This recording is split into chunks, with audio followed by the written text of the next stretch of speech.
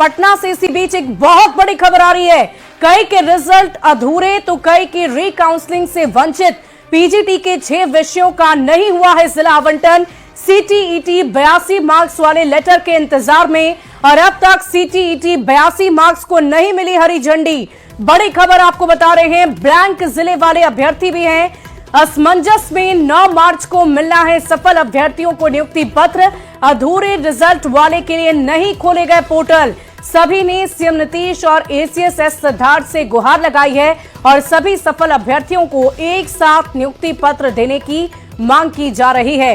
तो देखिए, एक तरफ जहां आज नियुक्ति पत्र का वितरण होना है तो कई ऐसे भी अभ्यर्थी हैं, ऐसे भी शिक्षक हैं जिनके रिजल्ट अधूरे हैं तो कई के री काउंसलिंग से वंचित रह गए हैं।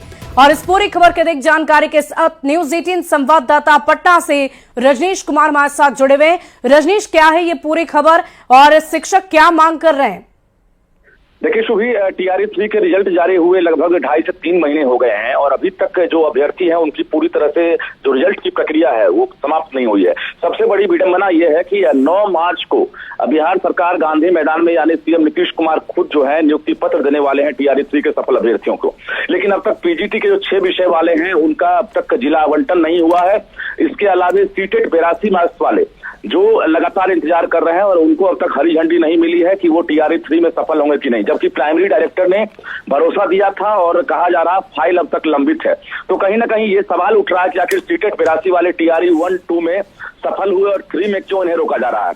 दूसरी बड़ी बात है कि जो ब्लैंक जिला है, जिन्हें अब तक जिला आवंटन नहीं किया गया है, वैसे अभ्यर्थी चक्कर लगा रहे हैं। तो 9 मार्च को सफल अभ्यर्थियों को पूरे बिहार में नियुक्ति पत्र देना है। गांधी मैदान में मुख्य कार्यक्रम है और होली से पहले सरकार ये खुशखबरी देने वाली है। लेकिन ऐसे अभ्यर्थी जो लगातार अधूरे रिजल्ट के इंतजार में है, उनके लिए सरकार अब तक कोई आश्वासन नहीं दी है। शिक्षा विभाग से लेकर सीएम नीतीश कुमार को पत्र लिख रहे हैं और चक्कर लगा रहे हैं, लेकिन अब तक ये रास्ता साफ नहीं हुआ है। सवाल कई है कि आखिर एक साथ नियुक्ति पत्र क्यों नहीं दिया जा रहा है। जब सभी सफल एक साथ हुए हैं, एक विज्ञापन पर रिजल्ट जारी हुआ है, तो आखिर अब तक पोर्टल क्यों नहीं खोले गए? क्योंकि डाउटफुल वाले जिनका सर्टिफिकेट अपलोड गलत हो गया था उनके लिए पोर्टल खोलना है, लेकिन अब तक शिक्षा विभाग ने बीपीएससी को ही पत्र नहीं लिखा और पोर्टल नहीं खोले गए हैं।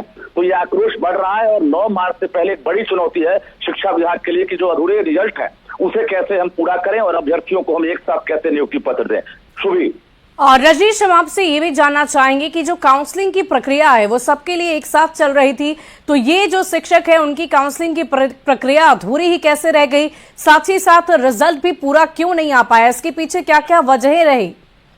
देखिए, गेस्ट टीचर्स को हाईकोर्ट ने वेटेज देने की बात कही थी, जिसको बीपीएससी ने एक तरह से रिजल्ट के समय वेटेज नहीं दिया और बाद में जब पीजीटी का रिजल्ट जारी हो गया तब जाकर गेस्ट टीचर्स को इंक्लूड किया गया, जिसकी वजह से 6 विषय जिसमें गेस्ट टीचर शामिल हैं उनके रिजल्ट को फिर से जारी करने की बात कही जा रही है और उनका एक तरह से यानी कि रजनीश, ये जितने भी शिक्षक है ये सभी गेस्ट टीचर है? नहीं, बिल्कुल नहीं है। ये गेस्ट टीचर्स का भी मुद्दा है।